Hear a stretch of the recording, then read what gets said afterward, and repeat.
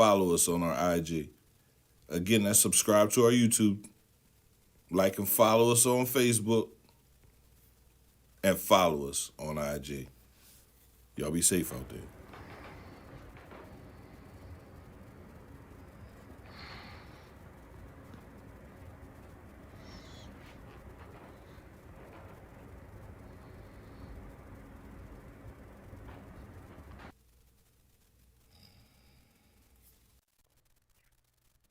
CMPRadio.net. It's the station. Injured at work? Injured while working at home? Pearson Coucher Law.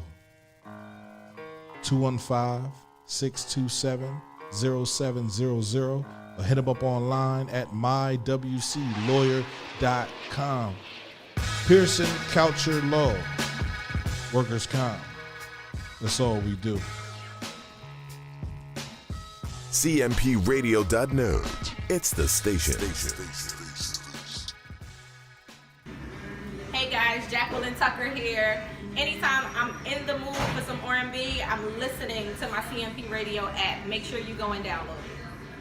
CMPRadio.net.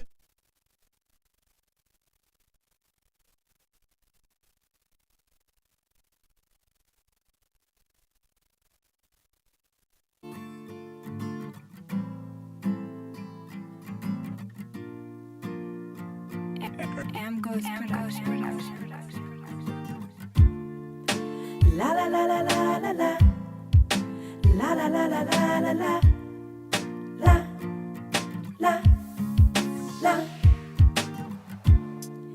Behind me, see my tears fall down. So many things have happened.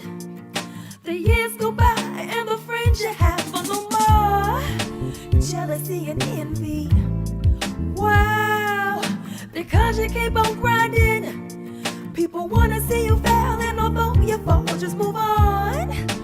Crabs in a barrel, want what you have, try to pull you down. Don't wanna work, just wanna take. Now you're so bad. Hate on me. The more you hate, I'll get lifted. It's not on yet. You should be like harmonizing. You tell me how to dance. I'm over here humming. How's everybody and my doing own out thing, there tonight in and they cut Facebook me off. land? Welcome That's to how we start off, Open always. Mike's Cafe Live. Boom, boom. With a small boom, little guest diamond. Boom, boom, boom, boom, boom. Whatever. So, of course, as I promised, I will have Diamond back this evening. I know a lot of people kind of dug her floor or whatnot, and she's working on a lot of projects. Thank y'all for rooting for me here on the Open Mic, All About Mike show. Appreciate it's y'all. All About Mike show. So since we're starting conversation off this way, No. Let's stick to what we said. Recently, we had a discussion. Well, recently, as in a few minutes ago, we were having a discussion on what defines, a quickie and the parameters of a quickie. And so, my thought process is, a quickie is between 5 to 7 minutes. Any longer than that, it's no longer a quickie. I'm just putting it out there. Just stick to the poetry. Oh, yeah, I was going to read that one from the door. I think he was saying that about the singing because, as you can see, they're a little bit delayed. That's all right. But that's all right. So let me handle this. This goes for that too. So, Kwa, since you out there tonight, Kwa, I'm going to ask you. Another male perspective. Well, I would like for some females to chime in. So a quickie is 5 to 7 minutes, in my opinion. Any longer than that, you're doing too much. And a quickie basically is you go for them 5-7 minutes. If you come, you come. If you don't, you don't. You know what I mean? No fair exchange is no robbery here. So it's not about who's faster on a draw, who's quicker on a draw. But I do believe both people need to show up with the mindset that this is what this is. Get your engines revved up because we ready to go. If you got a pregame before you get there, pregame. I don't know. It all depends on what you do with your spare time. But anyway, I just personally want to know this evening if anybody is out there thinking to themselves like, I don't know. Let me see. Christina, this is a female perspective. All right, let me see where she at. Where Christina? Christina's right here. A quickie Is anything okay? So quickie is anything under 10 minutes. So Yes. Christina, we get that. So we're not talking about like really time length here. We understand that quickie is a short length of time. We're talking about the end result of a quickie, because the way our discussion went, it was more one-sided. It is not one-sided. As long as once the man is done, it's over. I did not say that. I said the way. I did not say you said that. But you can't control the narrative by putting that out there. Let them decide what's being said. So we here. need to. So what I said. Here we go. What Again. I said was, so both of y'all show up. Boom. Right? You got these Thank you, 5 to 7 Christina. minutes. Let's say you was in the bathroom at a fucking Popeyes. You got these 5 to 7 minutes. Really, you playing kind of And that's long giving for him 7 extra minutes. time. Listen, that means 5 to 7 minutes, right? So when you going into the quickie, your mindset has to be, bam, this is a smash and grab. You know what I mean? Because you don't have all that time to lay down and massage oil into your body and, ooh, I'm going to lick this and play with that. And it's not that type of thing. This is one of them things where you pulling your pants down to your ankles and you doing what you got to do like real quick. Boom. So what I'm saying is you got them 5 to 7 minutes. Whoever, when you blow, you blow. So here's my side of the conversation. It sounds good until the woman, for me, from what I'm getting out of the conversation, until the woman gets off first and just pulls off and just like, oh well. That's not a problem. If you You got know yours, dang on well it's not that is a problem. No, it's not. Okay. No, it's not. And let's look at it this way, right? Let's look at it this way. So if the woman got hers and the time has expired, then bro, it's understood. This is over. It's time to roll whatever. You know what I mean? If you could get them couple pumps in and you grabbing on, if both of y'all about to get there at the same time, it's cool. But in the event that somebody doesn't get there before the time expires, then it is what it is. All right, let me read what Christina said. So Christina's going off. She said, quickies make me mad. Yeah, I don't like them. If I can't get a nut, I'm going to be frustrated. Quickies aren't planned. Normally, it's just out of the blue. Yep. And if you can't make me come, get out of there. Exactly. Well, that's just the way it goes, though. Understand. So maybe it's not so much of a question of who's coming first or if they're coming together, because the way it was explained to me earlier was that you had to be concerned about the person's needs that you're having the quickie with, when in all actuality, this ain't about being concerned about somebody's needs. This is a smash and grab. Y'all both there for the same thing. Y'all rocking it out. Y'all doing it somewhere y'all probably ain't got no business doing it. But in the event that you're doing it at home, then it's one of them things where, yeah, you're bent over the arm of the couch. Bow, bow, bow, bow, bow, bow, bow, bow, bow, bow, bow, bow, whatever. You know what I mean? So when it's done, it's done. So we will hope that both parties climax. If both parties don't climax, then somebody gonna have to finish. And even besides that, you shouldn't be walking away angry, because to me personally, if I came in there and boom, boom, boom, boom, boom, and you got yours or whatever, and I didn't get mine, I'm happy because I came in there and drilled you and I struck that oil. Boom, call it a day. Boom. And if there's anything else you need to see me about, my office hours. No, do not pull out the office hours. Office hours. Let's not. I'm just saying. So Paige said, I don't know if he gets off, then has to go. I can finish myself off fantasizing about it. Boom. Good answer. Paige, I'm going to give you a half a Christina said, quickies aren't planned, but I'm still expecting to bust a nut. And she also said, well, see, that's planning a quickie, which isn't that great. Exactly. But this is what I'm saying. Like the traditional quickie, it's not necessarily planned. It's one of those things where, damn, let's say it's the middle of the day. You got your lunch break. Yep. You got like 5 minutes to make this happen and get back to work. You know what I mean? Let's say you showed up in a motherfucking parking lot. You know what I mean? Yeah.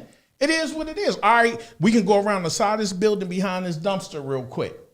So I'm gonna smash it out, and we don't have time to be making love. So my comment is, it's not about so much the quantity of time. It's the quality of what you put in that middle of that time. How much quality can you put into it? For me, let me finish my thought, please. For me, you know who you with. You know you got 5 minutes. I know what he like. I know what's gonna get him off. He knows what I like. It ain't gotta be all the whole foreplay and all that other stuff, but you know how you can get your man off real quick, and he knows how he can get you off real quick. If it's a quickie, you can't say that though, because everybody gets off from different things. Let's suppose that you can't get off unless you're watching like midget porn. And like, that's one of those things for you. Like, I used to mess with somebody that they like to watch porn while everything was going on. So if I'm coming to give her a quickie, she may not get off by the time it's all said and done. So I just wanted to know. I promise y'all, we had a whole nother topic we was going to start with, but we still going there. He just wanted. Christina said, "Yeah, I'm not planning no quickie. If I'm with someone and we do that, but I'm not doing random quickies with random people." Right. Also, Paige said, "I'd rather have some fun. If one doesn't get off, try again." I like the rush of quickies. So if you don't put too much pressure on it to get off, you can do more of them and increase your chances. I like that. It's like playing the lottery. You ain't going to win every time you play. And then just be like, all right, that's enough. And then it ain't all right, that's enough. It's like boom, boom, boom, boom, boom. Oh shit. I gotta go. So you trying, and sometimes even being under that pressure of the clock may prevent you from coming. So I just want to put that out there. That was the pre-discussion, because I like to come in a little early. We had pre-discussion. I don't even know how we got on this, but what I do know is that the way we looking at quickies these days, I'm just saying, you got to know who you with and know what you want, and that's it. They're not traditional quickies. They don't have to be traditional, but if we going to do a quickie, it gotta count for something. That's all I'm saying. So again, it's to each his own preference, and then if that's not for you, you got to find somebody who's down with what you like. That's all. So the discussion this evening, getting back to things of substance here. Well, that's of substance. That's important. Quickies are important. Quickies matter. You see how your male folks was quiet after the 5 to 7 minutes. We was giving y'all 5 minutes, 7 minutes, because y'all know that's extra time. That's overtime. Listen, that's 7 minutes you pushing. That says overtime. Yeah, that's overtime for you. Pushing it. But I'm just saying, it's not overtime for men. I'm just saying in general. By the rules of a quickie, I bet you if you looked up having a quickie, it's no more than 5 to 7 minutes. You going any longer than that, this is no longer a quickie. This is you doing too much. Now I'm losing interest because this was supposed to be that, and I gotta be back to work. You trying to make me lose my job, then we be on the street because we trying to do this real quick. It don't pan out, I'm telling you. But yeah, your men folks got real quiet. Thank you, Paige and Christina, for chiming in. Thank you, Quad, for chiming in. He said 5 to 7 minutes. Put it out there. Hey, that was a good thing. That was definitely a good thing. And he also told me to stick to poetry, so he said 2 things. Thank you for that. There you go. So our topic this evening is basically stagnation in a relationship. So what happens when you get to a point where you feel like the relationship isn't really going anywhere, and what happens when somebody wants to get out of the relationship, but somebody wants to hold on to the relationship? So if you're the person that's wanting to get out of the relationship, but y'all built, like, let's say, y'all bought a house, a car, let's say, well, a couple of cars, so both of y'all need to drive. Let's say y'all had y'all 2.5 and all, y'all 2.5 kids, whatever. Let's say y'all done set up this whole, lifestyle, and then all of a sudden, somebody decides, one person in a relationship decides, like, man, this ain't getting it. Let's say the person is you. I'm not getting this anymore. I'm not really feeling this anymore. I want to do bigger and better things, but your partner kind of wants to, they're fine where they're at. They want to kind of stop you from growing in a way. And they don't necessarily put a net around you or tie you to a wall. They just, every time you come at them with something, they trying to shoot you down, or they trying to say, like, nah, you don't need to be doing this, or whatever the case may be. What do you do when you're at that point? And let's say you do love them, but the relationship is killing you. Then it's like, then what? You know? I'm listening to you. I was reading Christina's thing. Oh, Lord. So Hold on, wait. she said according to the survey, it's 1 to 2 minutes. I was looking and reading it. I was looking and reading at the same time. 1 to 2 minutes. 1 to 2 minutes is way too short. Blinking for the 3 to 7 minutes is merely adequate. 7 to 13 minutes is desirable. And 10 to 30 minutes, romp is simply too long. There's anything over 10 minutes, man. You might as well have to make you an have to appointment. define your relationship, and a quickie to you is maybe not a quickie to somebody else. So I'm just saying, because some people think in a whole session is maybe like 15, 30 minutes. And if that's your idea of a session, power to you. But some people require and desire more than that. Well, if you desire and require more than that, then maybe you should take that off your list. So, Or no, you how just doing, replace the Rabia? person that wants to do the 15, 20 minutes. I reckon so. Or scratch it off your list. So, Paige said, I almost pasted the same Google results. Let me tell you. So you have to define again so going back to your question and tying this in, you have to define your relationship, and you need a vision for yourself, and you need to have these important conversations early in the relationship to create a vision for your relationship and especially your marriage. Because if you two have different wants and needs and desires and different visions, it's always going to cause conflict. Always going to cause conflict. So when that person says, hey, I don't want to travel, I'm never going to fly, I'm never going to do this, I never want to leave my mom around like 30 minutes from my mama house or something like that. Jesus, where'd that come from? I'm just saying staying in the same area. Yeah. Like I want to stay, not saying you're a mama's boy or mama's girl, but I'm saying I don't want to live more than 30 minutes from my immediate family. I mean, moving across the country or across the, into a different state is not going to be feasible for this person. They're telling you up front where their limitations are. So you have to have clear conversation, communication. Well, that doesn't necessarily mean that because someone doesn't want to fly somewhere that it's going to make a relationship stagnant. All that means is that they have certain things. They might have a fear of flying. They may have a lot of things, and they may be able to compromise other ways that may seem inconvenient to you. But in the same token, if somebody is willing to do something and maybe taking the longer route for it, then we should be open, to those things. Right. I'm just talking about when you talk about different things in life, people tell you up front what they want and what they don't want. So if your desire is to travel around the world with your mate and this person is saying, hey, I don't want to do this or I'm not going to do this, then you can't expect them to do what you want them to do later on in life. Now you want to travel, but they already said this is something I didn't want to do. But I still think in a sense that it's you can have these conversations in the beginning, but the reality is if it's early on in the relationship, you probably had the representative sitting there. You probably didn't get exactly what it was going to be. Maybe the more correct thing to do is, hey, find out if somebody is introverted, if you're extroverted, right. And then ask yourself, can you live with that?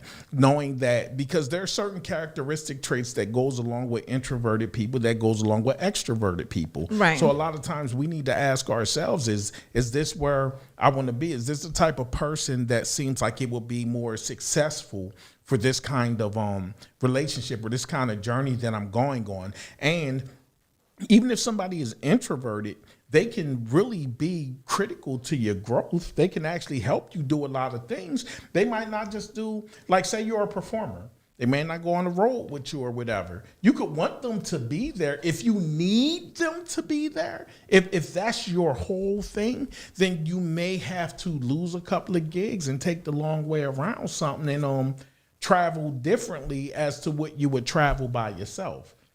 Right. I'm saying having constant, but not consistent, have communication, not just in the beginning, but like people change, they get older, life changes you, but always revisit conversations to see where people are, but know that like they're not going to do this. This is not where they want to do this now. Well, but is it a game changer or a deal breaker for you? As life gets stagnant or as you grow, you may want more things or you may downsize some things in life and things change, but having that constant communication of seeing where you are and knowing what your deal breakers are is what I'm saying. What happens when you are okay? So, and are you willing to adjust? We can travel along in this relationship, and as the stages and phases move around, and we grow and we change as individuals and change as a couple.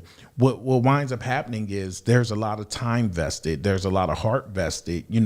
People wind up loving each other. You know, so when you get so deeply in love or whatnot, and the person doesn't necessarily want to, it feels to you that the person doesn't want to grow in a manner that's conducive to what you believe your growth is. And I know that sounded like I was running around the bush, but I said that carefully for a reason. You know, what winds up happening is you got to start asking yourself, like, do I stay here? Is this good for me? Is this person stopping me from growing? Or is it that the relationship is stagnant? We're not doing any more. We're not doing any less. It's just at an even keel. It's found its groove spot, you know, but you want to grow professionally beyond that, or you want to travel or whatever. Yes, it's definitely time for a conversation. It's definitely time to say, well, hey, and I'm not necessarily saying to pressure somebody into being something that they're not, because it's not sustainable, but more so a conversation about, well, okay, we love each other. That's clear. We built this. We've been here. I am feeling like this in this relationship. This is what I need. And can you give it to me? And if they say, well, no, I can't give you that, then it turns the sights to, well, okay, I want to stay with you. So is it possible that, you know, maybe I can travel or I can go on vacations, you know, and people make such a big deal out of, well, I want to go with the person that I love and I wanted this and I wanted that, you know, then you got to ask yourself, so what do you have to break up with the person that you're loving and find somebody new to experience that with? Right. That's what I was talking about, like adapting, adjusting. I think adjusting is more of a better word for that, is to adjust to where you are now versus where you were when the conversation initiated. Yeah. And then now that you are more invested and you have other things that are, you know, positive factors, are you willing to give that up for this simple, not simple, but for this factor? You know what I mean? So are you able to adjust? And again, for me, it goes back to communication, and then, you know, really weighing the relationship. I feel you. I definitely feel you. Christina says staying in a stagnant relationship can take a toll on you. It can make you feel like you're not moving forward. It can actually bring you down. Yeah. I believe that in cases of, like, you're trying to make these business moves or you're trying to do something for personal growth, but somebody is there constantly trying to block that or make it hard for you. You know, I can see how that would occur. Paige said, growth isn't something for everyone.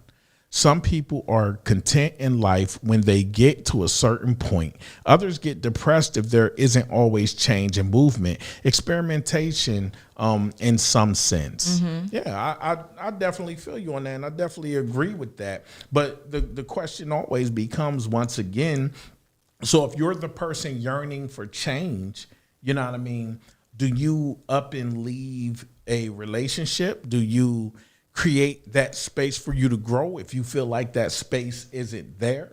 Do you tough it out? Do you stay together? Say you got small kids. Do you stay for the kids? Like, what is it that you do? People make a lot of reasons for staying in situations like that. Personally, I think that if it was me feeling like I was in a stagnant relationship, it's time for a conversation. These things need to change, or if they're not going to change, then this what needs to happen for me to be happy. Right. Can you do that? You know? For somebody else to make you happy, or for No. This is what needs to happen. Like, at that point, I already asked them, hey, can you do these things? And they're telling me, no, I can't do these things. Then it becomes a situation of, well, hey, this is what needs to happen for me to be happy.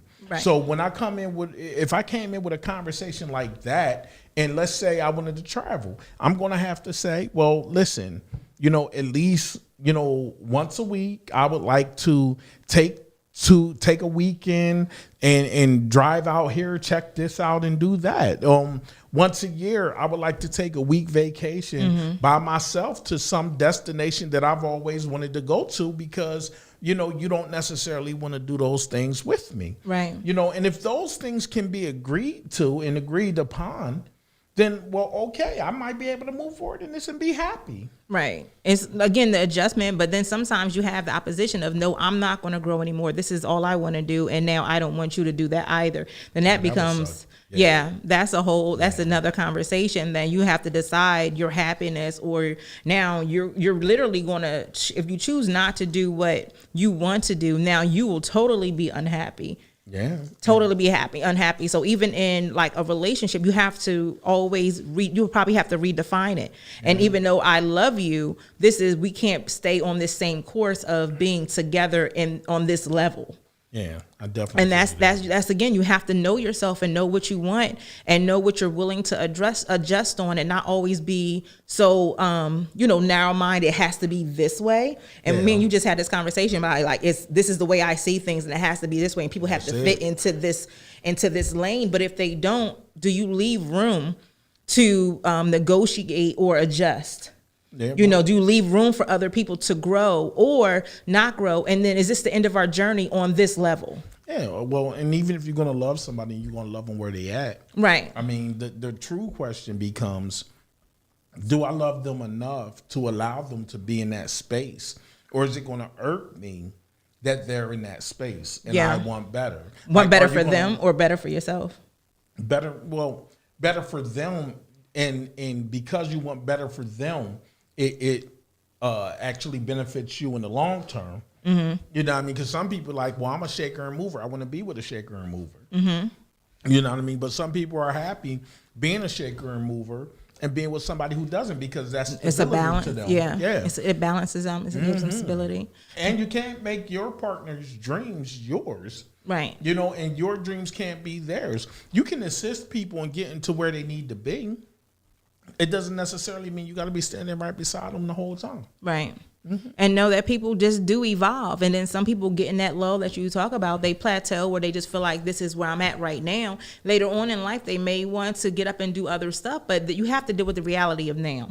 Yeah. You have to deal with the reality of now. And if they made a decision like I've had men say, oh, you need to sit home and you travel too much. You need to sit home and watch TV. You need to like be home. And I'm just like, that. Sit home and watch TV. Oh yeah, like Law and Order. They were like, you need to be like basically be a homebody, as their idea of a woman is. Like, you do too much, you travel too much, you're over here. And I'm like, okay, you're obviously not on that level in my life. You know what I'm saying? It's like I would never see that person as a potential mate. That sounded really real because you actually named Law and Order. Like, they really did say Law and Order though. Yeah.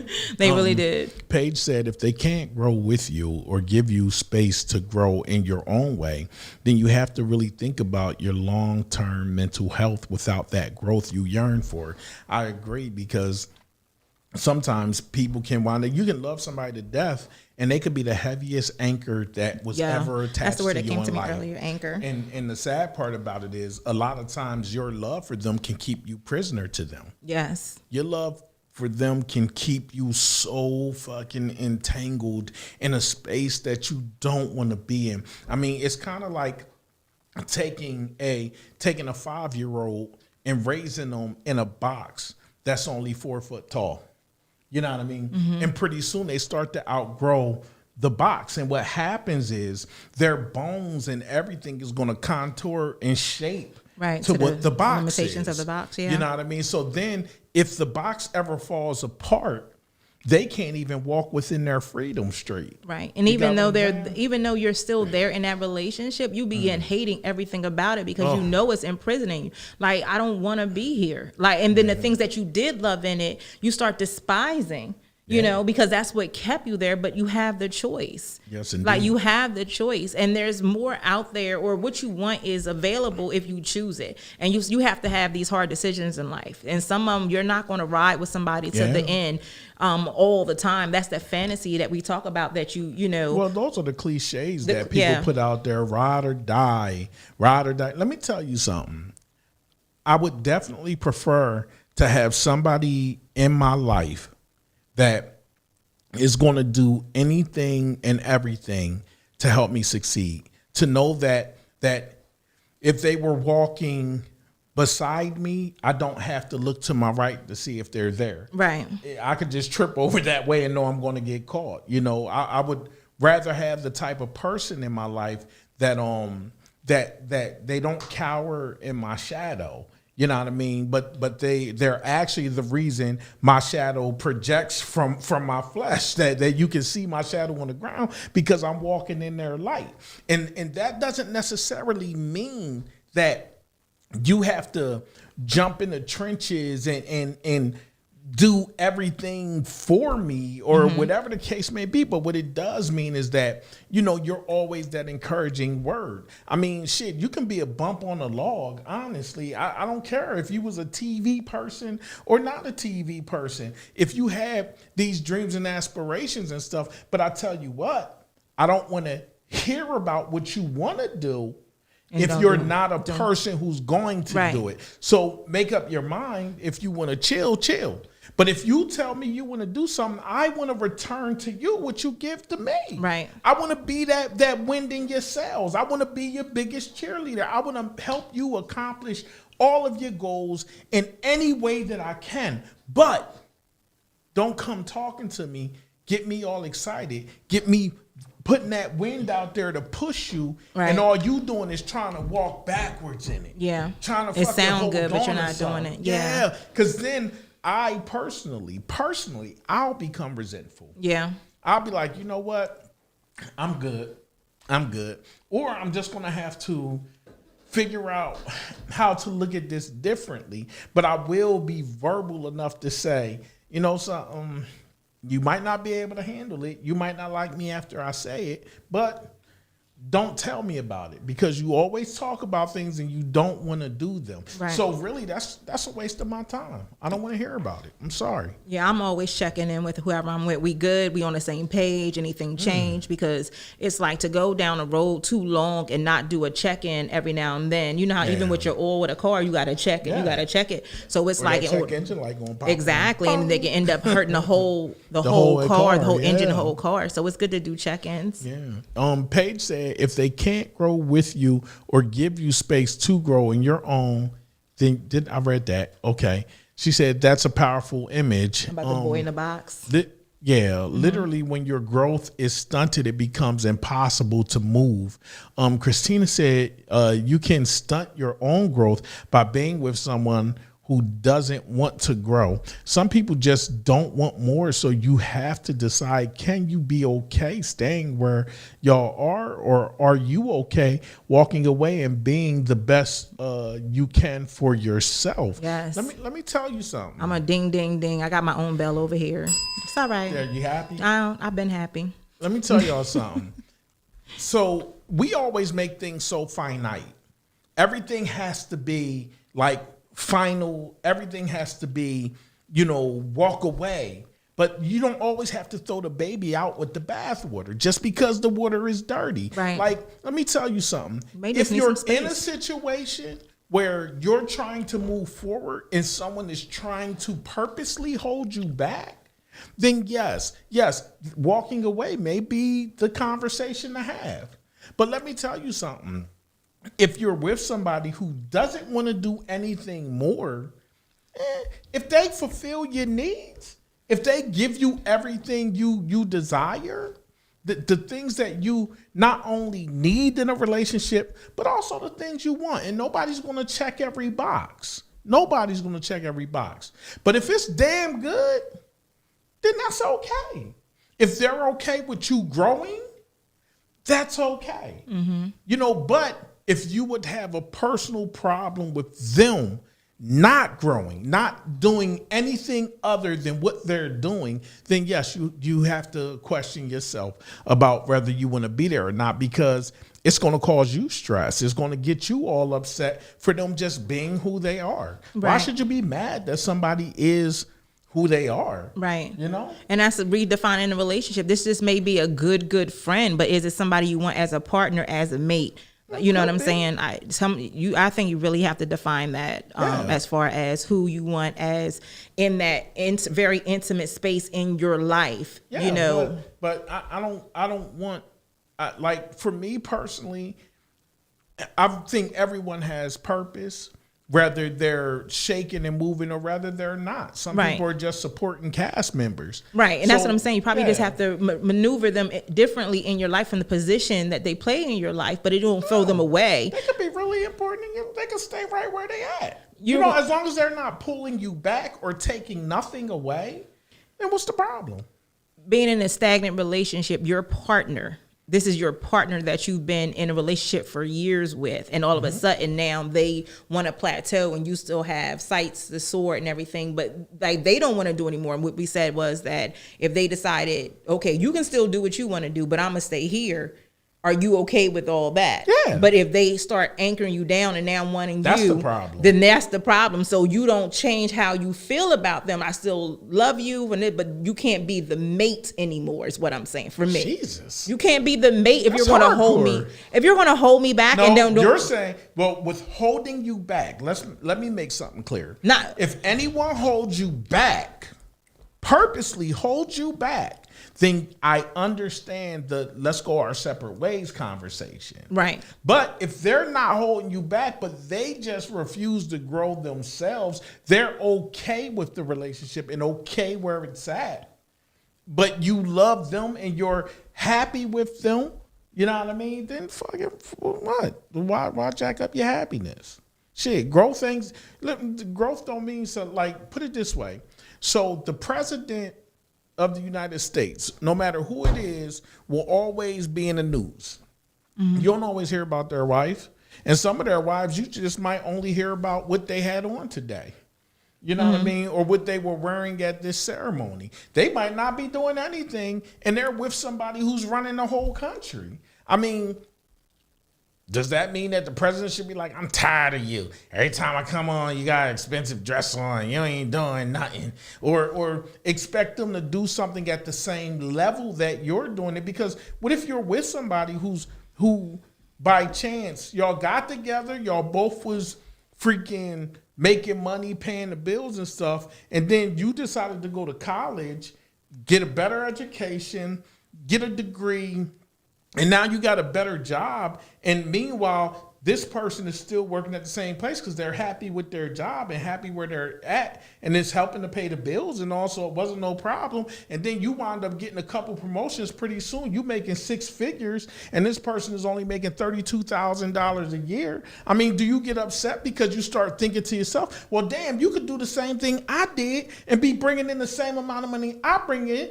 And instead of living in this house, we could be living over there and our retirements would look better. Like that's not right. But if you feel that way and you feel that person is holding you back, then that's fine. Go about your way. But if you love that person, yeah, they're happy where they are. If anything, happiness matters more than anything. So if you're looking at the fact that you think your relationship is stagnant and it's not growing and there is no more growth that's going to come from it because your partner is happy where they're at, then you have to ask yourself, am I happy with my partner? I want these other things in life. I want them. But my partner is happy and I love my partner and I want my partner to be happy. I mean, do you push it along? Say they didn't do anything wrong. They never hurt you. They never cheated on you. They never lifted a hand on you. Right. Do you walk away from that or do you just leave it where they are? I think it's just a lot of factors in there. I think it's a lot of factors in there that can really make the decision harder. It depends on who you are and who you want. You know what I mean? Can you really be happy with someone who is okay with this? And it depends on what this is. It really does depend on what this is that they are happy where they are. Because you can be a nice person and you can do all the nice things, but if the dreams change and the whole vision for us, and I don't know if it's just like a difference if you are just dating or say that you're been married for now 10, 15 years. And now all of a sudden this person is like, yeah, I'm done. I don't want to do anything else. I'm happy here. Then it's like, you gotta really evaluate all the factors in the relationship. Let's just say y'all got together. Y'all was together for 10 years. You're experiencing this growth in your career field and everything else. You went to college, whatever. And as I said, they was happy where they at. y'all bought a house. Let's say the house was about $200,000. Let's say the mortgage roughly ran y'all $1,300 a month. He made enough money, let's say, to pay that by itself. But of course, y'all working together, paying the bills and everything. You know what I mean? And you start getting, promotions and stuff like that. You pulling more money in. Now you want to move to a better neighborhood. But let's say the neighborhood you live in is not a bad neighborhood, but you want to move to a better neighborhood. Your partner's like, well, we raised our kids here. We did this. We did that. Right. I mean, they just don't want to go anywhere. They don't want to move out that house. They want to be happy where they're at. I mean, does that bring enough cause to say, I don't hey, think like a move. Not just the house, but I mean, just in general. Because when you start making moves and you start making more money, you know what I mean? You start living a little differently. Yeah. And that lifestyle, that move to that neighborhood represents more than just moving to a house. It's a status symbol. It's something like how BMWs and shit like that used to be. Like, oh man, you got a Beamer, you made it. You doing this, you doing that. So it might be those status symbols that the partner may be going after, and the other partner, they're like, we don't need all of that. Right. I mean, it's what you put the focus on. Like moving or buying a materialistic thing shouldn't be a deal breaker. You know what I mean? In a relationship, For some even people if it is. And money shouldn't be, for me, so much of a deal breaker, because anything can happen to anyone. So you could be making 6-7 figures one year, but then you end up, that company does something, you're not doing that, you can get hurt. You can't ignore the fact that for some people, these are the things that matter. They are the things that matter, but as you're evolving and like your relationship becomes stagnant, it's what you base your relationship off of. And if it's based on superficial stuff, then it's not going to last anyway. Well, look at it this way. Who would it be based? Who would carry the mantle of the superficial stuff then? Because the person that's happy doing what they're doing and they don't want any change, you can feel like your relationship is stagnant. And the reason why you'll feel your relationship is stagnant, not necessarily because of you, but because of your partner. You got what I'm saying? So the things that you want in your relationship, or the things that you feel is going to show change and growth, can be different. For some people, it is financial. For some people, it is possession. I mean, hell, that's why people buy jewelry. That's why when people get married, they want the biggest rocks and stuff like that, because for those people, those things mean something.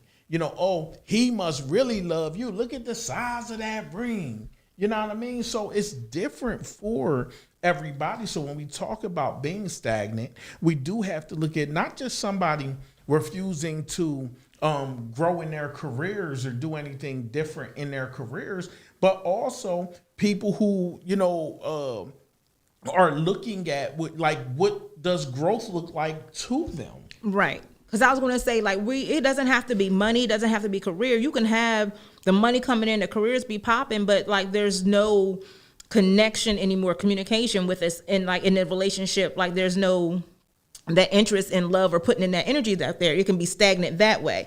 You know what I'm saying? So now everything looks good on paper, but we're not connecting like we used to, and now we're stagnant in us relating. You know what I'm saying? Okay. Well, if it comes down to stagnation in communication and all, now that's a total different monster. If you talking to somebody, and I mean, if you've been with somebody for quite some time and just one way or another, your relationship has become so stagnant that you can almost literally say, well, okay, every Thursday night is Law and Order night.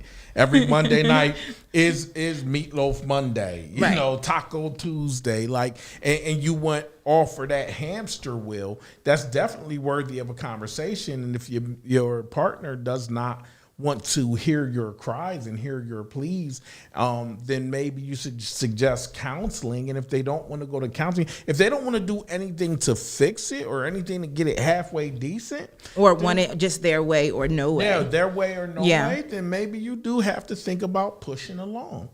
Nobody should be stuck in the abyss of someone else. Right. Nobody Like you have to should. be able to adjust or compromise compromise your way of wanting things done when you're in a relationship with somebody else. If you're in a relationship with just yourself, then you can have it your way. But when you include another person's thoughts, another person's livelihood, you have to be willing to compromise or adjust in some form or fashion, but don't negotiate so much your values and your perception to the point where you lose yourself. But definitely for me, I'm always about a win-win situation. You know what I mean? Like, I'm not going to it has to be my way all the time in a relationship with somebody else. Don't look at me over here like that. I'm just Whatever. checking. Like, it don't have to be my way all the time because you consider your partner and everything. And it may be not right now, but is it never? You know what I mean? Like right now, let's just chill. Let's take a year off. Nobody like who has ambition and wants to always do, wants to hear you need to slow down or let's take a year off. But it's like you got to be able to. Okay, so what if your partner is looking at you and sees that you're stressed, see that when you get stressed, it's taking you to the point of, basically cussing people out or just looking at you like, damn, you're going to kill yourself. You're going to have a stroke or something. If they're asking you to take time off, are you viewing that as blocking your growth? No, what I was saying was nobody likes to hear that, but your partner is looking out for you. And it's like a person we was talking about ambition and somebody always want to go, somebody always being productive and stuff. But like, can you consider that and take it? You're not saying don't ever do anything else anymore. It's like, yo, you need a time off. So nobody wants to hear that, but take it in consideration. It's not saying never. It's just saying, let's just chill and regroup and then go back. So you want somebody like that in your life, but somebody say don't do nothing else, then you got to really think about all that. Even if somebody viewed that as like, okay, if I'm telling you that and you viewing that as, like I'm trying to hold you back or something. Of taking a break? Yeah. Okay, yeah. Because some people can perceive it as being that. Yeah. And if you're looking at it like, oh, well, then you know what? You're going to have to go because guess what? Eventually, I'm either going to have to deal with your death or I'm going to be the one wiping your ass when you have a stroke. Right. And then you're going to be all fucking angry and I'm going to be angry because now am I supposed to be fucking stuck with you? Right, with the frustration and everything else that you're and the energy that you bring into the relationship. The whole thing is, I told you to sit your ass down. Now you was calling me stagnant and shit like that, and talking about how things need to change around here. But now your ass is forced to sit down. Right. But so now I'm supposed to stay here after you tried to shit on me? That's what I was talking about. That's the part where you have to be willing to adjust and compromise, where you can't just keep going. But this person that you're with and that cares for you is saying, hey, you need to take a break. So this is where your plan of pushing forward has to now readjust and now look at your relationship and really be open to your partner's input, insight, and them caring for you to the point of saying, yo, we got to readjust this plan because you're hurting yourself. But once again, so let's say you trying to peel away from stagnation and you can't hear that. Even if you like what you're saying is absolutely right. But there are people this is why it's so complicated, because at the end of the day, you're going to say, what you can handle. And if it's stuff you want really bad, you're going to fucking bust your ass to get it. But the problem winds up becoming if somebody is looking out for you, if somebody is in your corner and somebody is telling you, yo, this is too much, but you're really looking at it as being like stagnant. I guess the question I want to ask is this.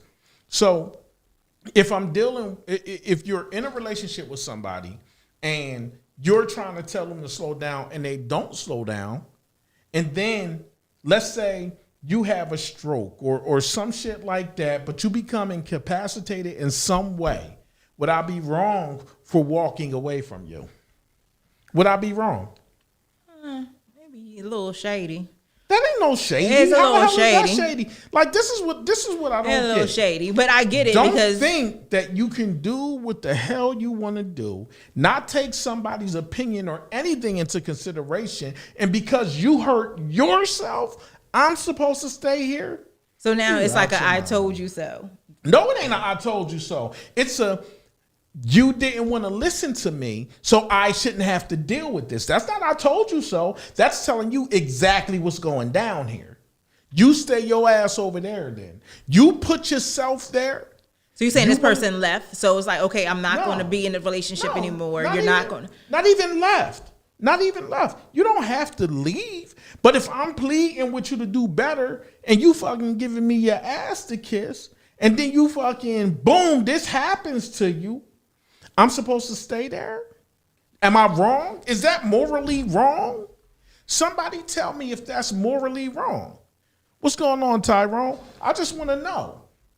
If you're with somebody and they doing something they're not supposed to be doing and you constantly trying to get them to stop and they just won't and they argue with you about it and everything and it becomes like the bane of your existence. And then all of a sudden, because of what they're doing, exactly what you knew was going to happen, which causes hardship in your life, are you supposed to stay there and do that? You ain't gotta stay there, but at the same time, for you to up and move or up and leave because somebody didn't take your advice at that Not time. about taking advice. It is. I didn't take your advice at that time. I didn't listen I didn't to advise you or anything. I told you, sit your ass down. You doing too much. You're going to hurt yourself. I see what this is doing to you. And you just like, well, look, this is my life. And I'm gonna, well, it's your life, then keep it. So at the point, so when you say that, is the relationship over or you stayed in the relationship? Oh, no. That's what I'm saying. So you left. So is it your responsibility once I hurt myself to come back and take care of me? No. But I'm saying if you're still in a relationship, even after that person made the decision to keep doing it, then how you going to bounce? I want to know if it's wrong. I just said that. If you leave the relationship when things start going awry and then that person hurts themselves in it, it's your choice to help or your choice not to. You can say no. But if you stayed in that relationship, no matter what that person did, That didn't answer my question. it is. If It you is stayed not. or I you said, left, is it's it different. wrong? That's yes or If no. you Is it wrong? stayed, it's wrong. If you stayed and you're just wrong. If you stayed, Even after they decided to keep doing what they were going to do, and then they hurt themselves, it's wrong if you just up and leave. I don't think so. Okay, that's why we have a conversation. Christina and them were saying something earlier. No, I'm sorry. Let me tell y'all something. That you can call me whatever you want to call me, but I'll tell you this. The problem is most people, honestly, a lot of us, we don't know what's good for us. We just don't. We want to get out there and do everything to the freaking fullest. And we want to live our lives the way we want to live it by our own rules. And I'm not saying that that's not a good thing. I'm not saying that it's a bad thing. But what I am saying is if you got somebody in your life that gives a fuck about you and you know they care about you and they try to do the best to keep you in good spirits, try to do their best to keep you in a good light, and you basically giving them your ass to kiss or acting like they're a problem, man, can you really expect them to be there But when if you I don't- catch a flat? But if Come I on, don't do man. what you say in a relationship, It's if I don't, so I'm asking a question. If you give me advice, but the way you said is no, I didn't advise you. I told you, Yes, I and told then you I that. did not go along with what you told me to do. It's like you get what you get, and you're on your own. Yeah, if it's to that degree. Of you yes. of me not doing what That's you not- told me to that's do. That's not like, well, number one, in a relationship, I'm not going to sit here like, well, you can't Harry and be like, nah, nah, nah. What I'm saying to you is basically this. In a relationship, the way stuff go is you're not ordering people around. You're not. You're not standing on their shoulders and standing on their back. You're going to do these sit-ups with me sitting on the middle of your shoulder. Yo, do the dishes now. And it's, I'm not talking about that. What I'm talking about is there comes a point in every relationship where you're telling somebody some shit. It's not a request. You need to sit down. You need to stop doing that. Stop doing it. It's like if somebody let's say this. Let's say, hold on, let me. No, I'm listening. I just pointed because that what Christine just said is from me as a female is where I'm coming from. But she was saying something earlier. I'm listening to you. Okay, well, let me read the comment first. The delivery of the message can affect everything. Let me tell you something. I'm gonna tell you.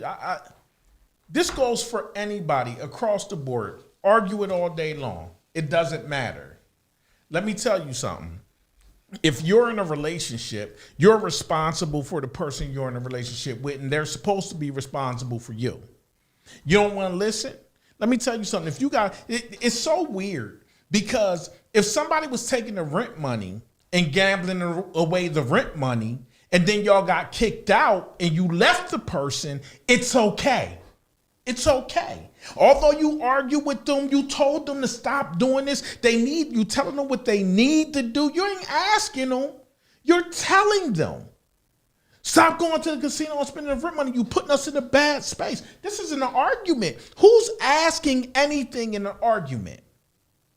So now, let's switch it from that. Boom. I'm telling you, you're killing yourself. I'm watching you day after day. I see what you're doing. It's causing stress. It's causing stress on you. Stop. You need to stop, and you need to stop now. Oh, you can't tell me what to do. Well, you know what? Go ahead and do that then. Yes, go ahead and do that. When it happens, you on your own. You're on your own. And I'll verbalize that shit. I will say that standing there. You break down, you're on your own because you didn't want to listen. You didn't want to heed the warnings that I was giving you. If I'm sitting here and I'm supposed to cover you and I'm supposed to take care of you, and I can't be your man when you decide for me to be your man. And I can't lead only when you decide to let me lead. If I'm leading from the front. It's not situational. You don't get to pick and choose when I'm going to lead because everybody be talking about what they want and what they need. And when you step out the back and you being everything that you could possibly be, yet someone is standing there telling you like no, or you stopping their shine, or you're trying to no. As someone who loves somebody, you're going to worry. You're going to worry. And I'm not saying you're going to worry about everything because you won't. It's like, for instance, security. Security. I don't care. Do what you want to do. Go where you want to go. But I need to know, number one, the same thing you got on when you come in this bitch better be the same thing you got on when you come back. Because you can go to your girlfriend's house. Ooh, girl, that's nice. Let me try that on. Right? Right. Now, let's say you go out somewhere and somebody murder you. And throw some acid on you or something like that. And the only thing I can really identify on you is what you had on. So security matters. So if I tell you some shit like that, that's not negotiable.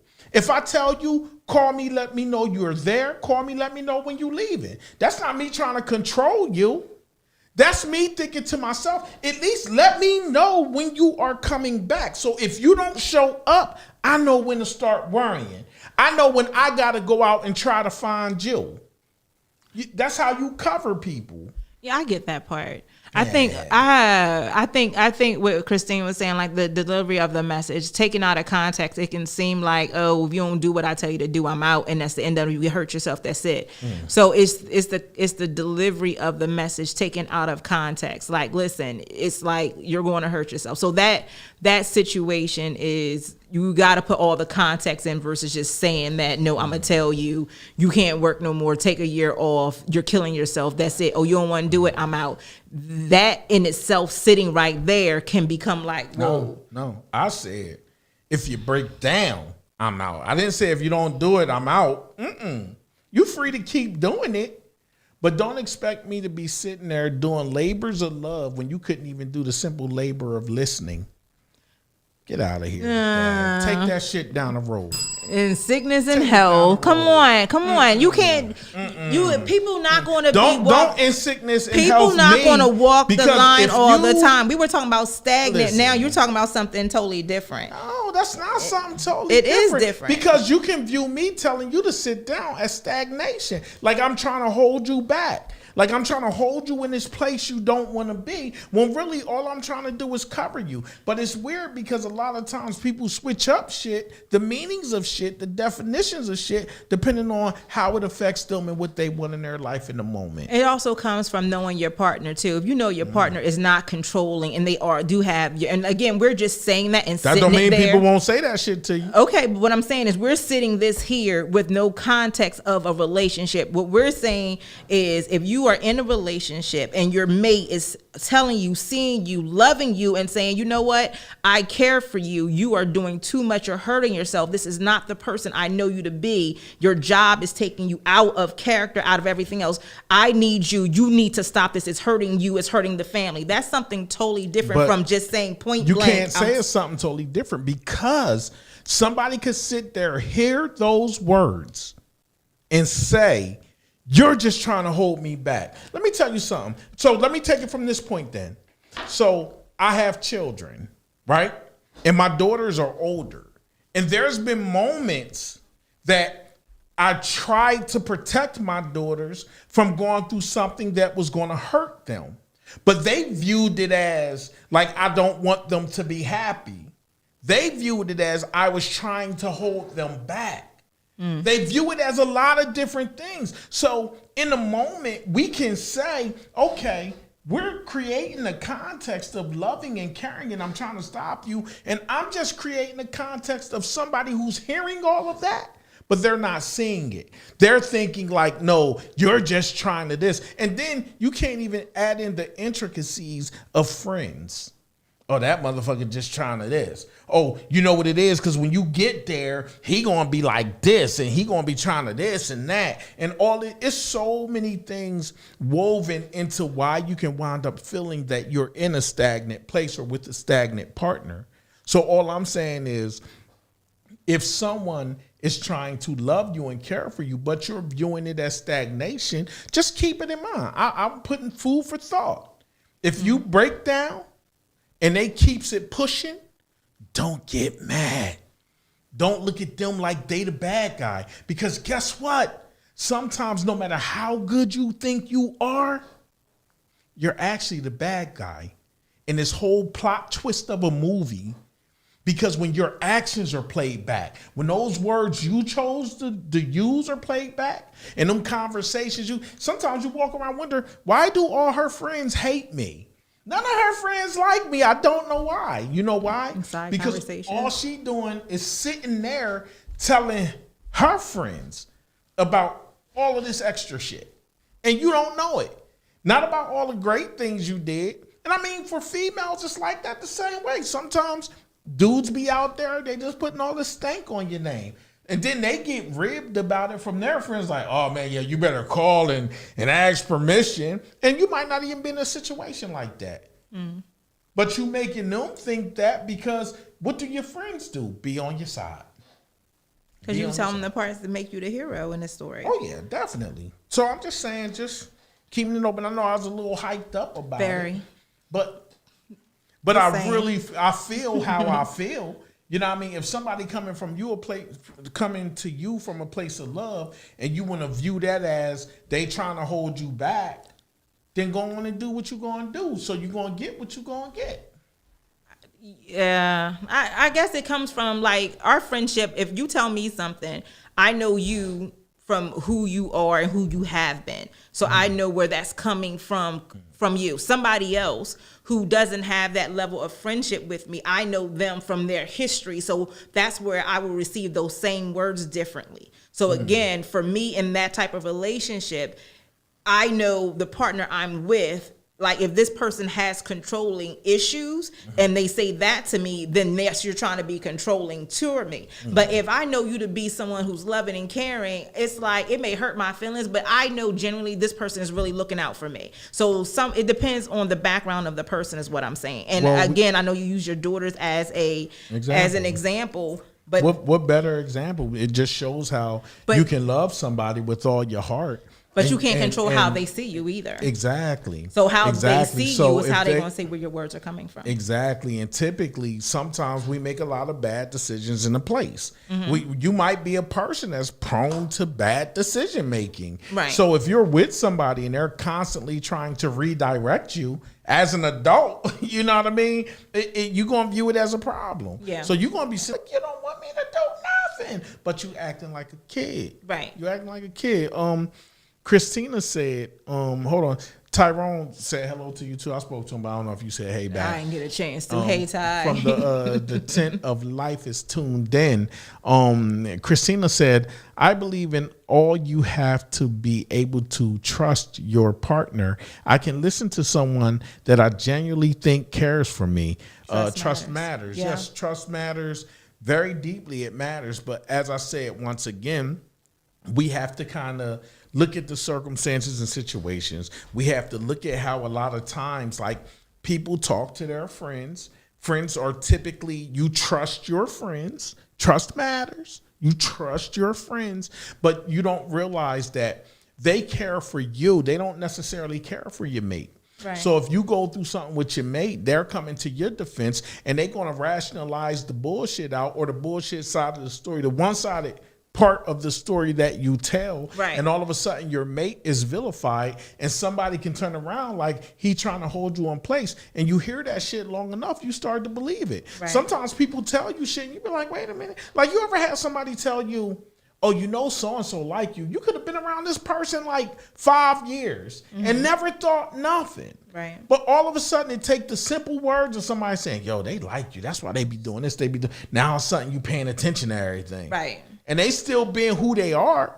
But you think you seeing all this new shit because somebody told you. It works the same when you rap into your friends, or even like if your family don't like the person that you with. So of course, as soon as something happens, they go on the negative side of things. And then it's not hard for you to start believing in stuff or seeing stuff.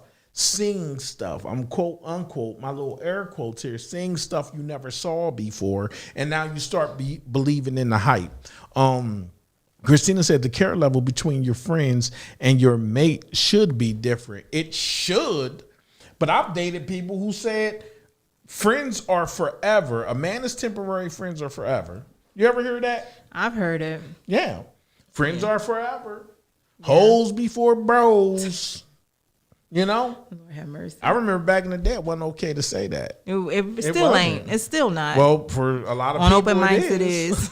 Hoes before bros. Christina you know? said you really shouldn't tell all your relationship business to your friends. Yeah, you shouldn't. Yeah. You should. Some things, let me tell you, some things you just gotta, grin and bear it. Just like Eminem said on Renegade, swallow the truth, grin and bear it. It's just the way it goes. You ain't gotta like it, but hey, sometimes it is what it is, and it's okay sometimes to listen. Stagnation, being stagnant, it's not a great thing. But what I do believe is that you can navigate through it effectively with communication, with realistic expectations. If y'all sit down, I'm a ding on that one. Yeah, if y'all could sit I had a down. bell. So I'm what? listening. I said I would ding on that if I had a bell. Oh, you happy? So, if y'all could sit down and have realistic expectations, have an open and honest conversation, but even before that conversation occurs, you need to sit down and do some honest introspection. You need to ask yourself, okay, number one, I feel this way. Now, why do I feel this way? And is this really coming from me? Is it coming from him? Is it coming from my friends? Is it coming from society at large? Where is this coming from? Because let me tell you something. You need to give, if you have anger inside of you, you need to package that shit up and give it to the right person.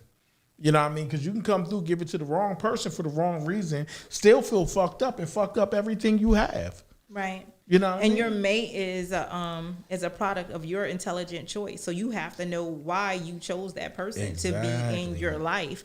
We talk about choices, we talk about communication, we talk about that stuff, but you chose that person to be in your most intimate space for what reason? And you have to respect that. And it ain't always on them. You provided opportunity. The most opportunistic person will take that take that opportunity. Yeah. And they may be selfish, or they may be giving and want to compliment you and, actually grow with you, but you made that choice for them to be there. All day. So you get the benefits or consequences of that decision you made.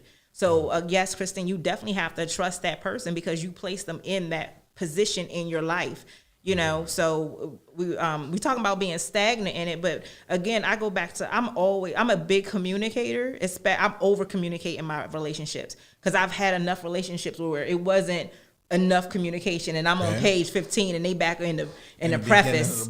You know what I mean? Like I thought we was rocking doing the same thing. Yeah, they looking at the cover, they reading the first page and stuff. But I'm big on communication because I'm okay that if this is the furthest you want to go, and I know I want to go further, then I would prefer to know that in the beginning. Yeah. But if we hit a spot where this is it and we can't grow anymore, and then where you want to stop at becomes a dead stop and an anchor for me where I feel suffocated and I can't be my greatest me, then we will have to just be associates or friends. But as my intimate partner, we can't grow anymore, then that's a decision I have to make. But again, knowing my vision for myself and being honest with that and articulating that with the person I choose as a partner, so that it's not, just something that happens. Like, you never said that. You never, you know what I mean? Yeah, we never talked about this. Well, it's a lot of stuff that people wind up never talking about. And what I will say is I 100% agree with what you're saying. For me personally, whenever we have these conversations and whenever I have conversations on this show, honestly, I like to look at like every aspect of everything, because words are powerful. Very much. Words matter. It matters the words that you choose. It matters how you string them together. It matters what you say to people. So at the end of the day, if we don't examine like every single piece of that, because we talk about stagnant, but then it's like, well, okay, what's the perception of stagnant? What do people feel like being stagnant is? Right. And then what if you could be trying to help somebody and they're looking at it like you're not? Right. Or, what if you are just one of those people of habit, which where Meatloaf Mondays came from and Taco Tuesdays. So believe it or not, what I try to always do is weave these conversations in a way where I'm not for anybody holding you back, but recognize the difference between someone loving you and someone holding you back. Yeah. It's different. It's different, and it hit a different kind of way. Beware of your counsel. Yeah. Beware of your counsel. And when I say beware of your counsel, that does not mean that your friends are out to hurt you. But what it means is that if you went to college and you had to write a paper, they only want you to use sources from academia, So beware of your sources. They don't want you using WikiLeaks, webmed.com. Don't give me nightmares. I just finished school, so I don't want to hear that. So references but you can't use that stuff because that stuff, it's not It's not credible. It's not credible. Mm-hmm. And I hate to tell you, your friends love you, so they can't always see your relationships clearly. Right. And they only have your information. Yeah. They only have what you gave. And anyone who does not have the whole story from both perspectives, that's why they always say there's his story, there's her story, and the truth. And then there's the truth. Right. Somewhere in the middle of all of that, the truth is there. Right. So if you're just hearing one person's side of the story and that is their personal truth, I get it. It's like vantage point. But you can't judge somebody based off of what one person is telling you. Right. I was saying it's like vantage point. Mm-hmm. Like everybody can watch the same movie, but people see different things in it. Yes, indeed. From their perspective, from their history. I was thinking about this when you were talking. Like, you ever have somebody ask you for a ride and they said, I just need a ride to the market. But once they get in the car, all of a sudden, I know where you're going. They was like, oh, can we stop here? Can we go over to my mama's house? Oh, I just got to drop off at this. And it's like, that's how sometimes you get into these relationships. You don't have clear cut conversations, and then people are not upfront. It appears clear cut, but they're not upfront. They're not upfront about what they want, and this is where we have to take the time to let a relationship mature and ask questions and talk about things of substance. Yeah. Like, I asked somebody the other day, they was talking about being financially free, and I was like, what are you working towards? And they was like, working a lot. And I'm like, okay, so you want to be have financial freedom for what?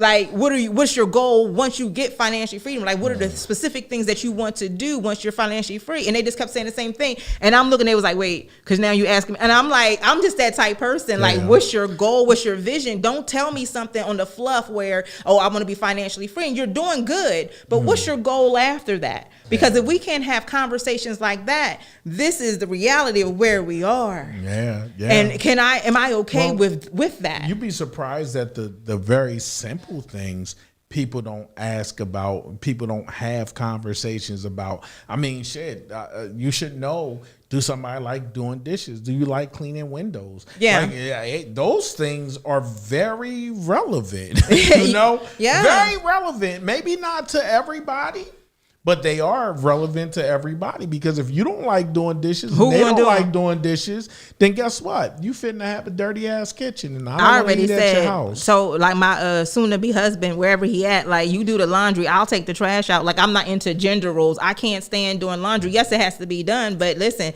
if you find, I knew somebody who didn't mind doing laundry, do the fold and all that, I just look at it with disgust. It just like a job, so much of a job. But I don't mind. I'll take the trash out. Much like work. As long as as long as it gets done. Who does it? Like, you know what I mean? If that's what you like, whatever. But see, me, I'm into gender roles. I am.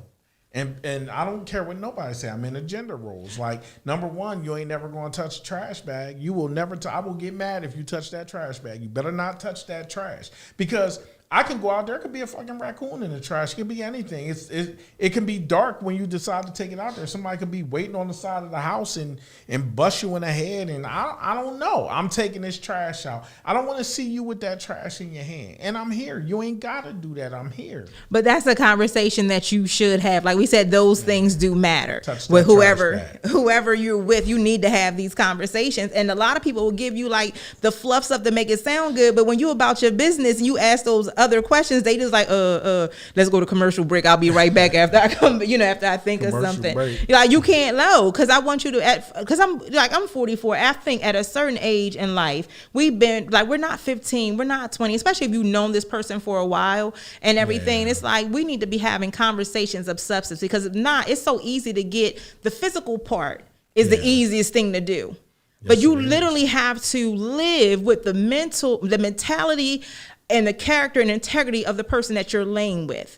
And I tell my clients all the time, you jump into bed first and you get all wild up because of the physical stuff and get a high off of that. After a while, when they don't call you, don't check on you, don't care about you, they don't pay their bills, you over the house dirty, this and that. Now, when you lay down physically, now all that stuff is a part of the person that you laying down with. Yeah. You know what I mean? I'm really about to give all this to somebody who don't call. That stuff is in your mental, and that's the person that you chose, in a sense, if it's just not a physical thing for you anymore. Now you're trying to build a relationship off of physical satisfaction. Yeah, is what I'm saying. But if you take the time, and for some people, physical satisfaction is enough. And if that's what you want, be honest with yourself. But then again, benefits and consequences. Don't complain later when you chose to just have physical satisfaction. Because at the end of the day, who's going to pay them bills? At the end of the day, when you get sick or you need to rely on somebody, who's your emergency contact? You can't rely on. You'll never hear me talking about nasty, lazy chicks. I won't be saying nothing like that. This chick just this. I don't do all that. And the reason why I don't do all that, because it irks my soul when I hear women talking about lazy dudes sitting on a couch playing video games. They don't do nothing around here. You ain't trying to do nothing to improve yourself. You know what I see when I hear that? Number one, it gets under my skin. But number two, I'm not looking at him. I'm looking at you. Because that was your choice. Because you chose him. Mm-hmm. And not only do you choose him, you choose to reside in a place of complacent complaining that just irritates everybody that you talk to. And your friends don't even really want to hear that shit no more. But you still talking about it. You got what I'm saying? You chose that for you. Yep. And then you'll have 10 kids and be upset about it. Because of your choice, then not you because walk of who he around was. Your kids and talk about your no good ass daddy and this, that, the third. But he was no good each time he knocked you up. Yeah. He was no good from the first day to the last day. And that's taking responsibility for the part you played in it. That person can be them and do all those things, but you made that choice to be with them, to lay with them, to have that person's child, to have them in your house, using the electricity to play the game, whatever that you all complain about. And you just like, that was you, boo. They ain't them. We talked it's about opportunity. this a while ago. Yeah. I don't think it was with you. I'm not sure, but I know people felt a certain type of way when I was talking about a lot of times with abuse or whatever. And I'm not saying every case some people are held against their wills or whatever, but I'm saying everything has a beginning. And if everything has a beginning, you see these qualities, these characteristic traits. We see a whole lot of stuff in the beginning. And no matter how much we see in the beginning, a lot of times we want something bad enough where we just overlook it. And when we start overlooking it, we're creating a pattern for that person that says it's okay for you to be who you are in my life, the way that you are. And then we want to say, oh, hold on, you can't this and you can't that after a while, after you get fed up, but you already let them do it 50 times. Right. You already let her do it 50 times. So now what are you mad about when you already knew what this was? So I'm going to take this time out. It's 9:20. I'm gonna go ahead and let Diamond run down what she does, where y'all can find her, and let her tell y'all about some of these books that she wrote. No, I picked this up because you had hit on something. I thought this was on the jacket of my book. So I have a book one of my books called Twisted Pleasures, and I tell people it's like the looking from the outside in is a total different it's a different perspective from the person that's actually in it. And for whatever reason they're in it, they get a pleasure out of a twisted, unhealthy situation. And they cleave to that thing no matter how many other things are going wrong, but they'll try to, project like it's somebody else's fault, but it's something that they cleave to and need to survive that they get out of that relationship. So we would just use the example of the guy just playing on it, not doing nothing, and the female saying he had no good, whatever. But that chick is with him for a reason. She gets something out of that relationship, something out of that connection with that person that it makes it right to her. Yeah, in that moment. And then you build a life off of that thing, and you get so consumed by it that you don't even see no other way. And then you start arguing, try to get people on your side, but then after a while you end up really alienating yourself, because again, nobody wants to hear that. It don't make sense to nobody but the person in it. But there is a mentality of why people stay in it. It's just that they're the only ones that see it. So it's a book called Twisted Pleasures, and we talk about really it's unhealthy relationships that can lead to some form of abuse, whether it's physical, emotional, mental, financial, even reproductive abuse, where people, play with your contraceptives or get you pregnant. Like there is something about reproductive abuse that That's scary. It really is. It really is. But it's a control issue. So I do a lot of things, all things creative. I have a company called Radical Publications where I have published not only my books but other people's books. My latest one called More Than Enough, which we talk about self-value, self-worth, and really getting to the root of things. We talk about a lot of things on here, your choice, and you have to evolve into who you are and try to purge yourself from all of the stuff that life experiences have kind of molded you to be. And you taking on, me and Mike was just talking about this before we came in, about my perception of things before. And after you do the work, you looking at yourself like it wasn't them, it was all me. Like I am the problem. I was the problem. I am the problem. And because of my perception of things, I created this narrative that was destroying me. But I literally had other I don't want to say convicts, but other people. Convicts? Yeah, I was. My mind is moving a bit faster than my mouth. I had other people who were the what's the word? They were the problem. So, you know, for me, they were the problem. But after I did all the work of self-help and all this other stuff I needed to get rid of, I discovered it wasn't I was the problem. It wasn't them. I made them the problem of the situation. But I have a movie did a movie that premiered in the movie theater, a real movie, and actually got played at different universities and actually in Africa. So I'm really excited about that. So I do all things creative, and you can find me. I'm going to put it in the comment section on social media. I'll put all that information in there. But if you need a book published, I do spoken word. We do all types of books. I publish children's books. Anything creative to empower people is what I do. Boom. Boom. Did you tell them where to find you? On social media, I'm going to put it in the comments. Said that. Oh, that's the only place, though? I'm going to put it in there because it's Everything? easier than me spelling it out. Okay. Well, I like people to spell stuff out. It makes me feel better inside. Well, you can feel better. And sometimes when you say something, they might not have to go back to watch the video to get that information. What So since this is episode was open that? mics, Then they'll be in my inbox like, yo, so what episode this is was open that? mics. It's Radical Diamond with a K, Radical with a K, Diamond on Instagram and Twitter, and then on Facebook is Sherelle Diamond Hogans, and our website is being revamped, so it will be up shortly. But you can Google me, Sherelle Diamond Hogans, SHIRELLE Diamond Hogans, and all my stuff comes up because I Google myself sometimes just to make me feel happy, as Mike says. You feel happy? I'm happy. I'm happy. Google me. Google me. Yo, let me tell you something. I've been in the military way too long. Way too long. Why? What that got to do with my comment? It just way too long I've been in the military. I'm just gonna say that. So anyway, I don't get it. we do what we do know. So what we do know is that being stagnant looks different to everybody, honestly. And some people view stagnant as, you know, they didn't reach a certain point financially in life and they want to go higher, you know, and they can view their mates as an anchor to that. What we truly need to realize sometimes is that the people that we love, we tend to turn our sights in on when things ain't going so great.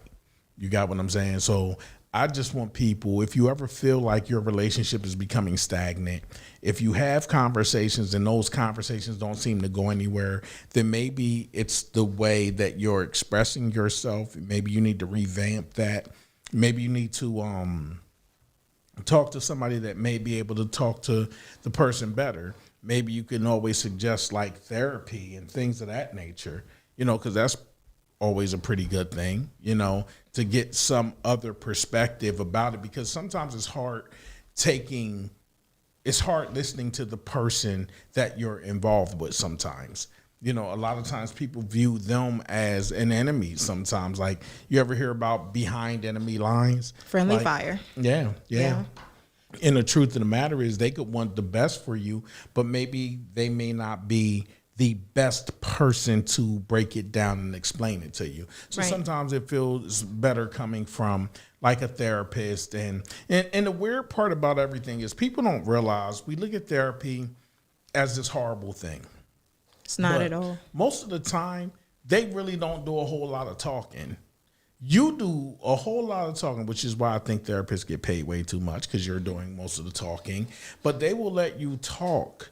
And as you talk and hear yourself and have somebody just sitting there listening to you, you wind up really figuring it out. Yeah. The answer is really in you when you take away the object of your aggression and you talk openly and freely.